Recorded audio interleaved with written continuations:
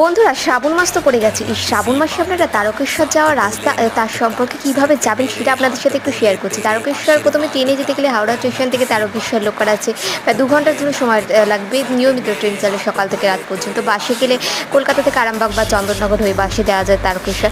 এছাড়া শেওড়াফুলি পর্যন্ত আপনারা গিয়ে সেখান থেকে নিমাদিত্য ঘাট থেকে জল নিয়ে পায়ে হেঁটে 46 কিলোমিটার পথ অতিক্রম করে তারকেশ্বর ধামে পৌঁছাবেন। এবার তারকেশ্বর একটি অলৌকিক ঘটনা আপনাদের সাথে শেয়ার করি। সেখানে কেন এই শ্রাবণ মাসে অগণিত ভক্ত শিবের মাথায় জল ঢালতে যায়।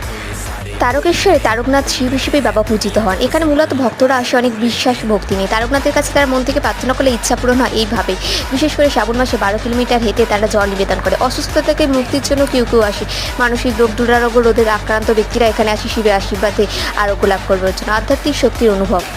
অনেক সাধু সন্ন্যাসী এখানে আধ্যাত্মিক শক্তি লাভ করেন, ধ্যান করেন। ভক্তরা এসে ধ্যান করেন। মূলত হলো তারকেশ্বর এমন একটি তীর্থস্থান যেখানে ভক্তির প্রাণকেন্দ্র।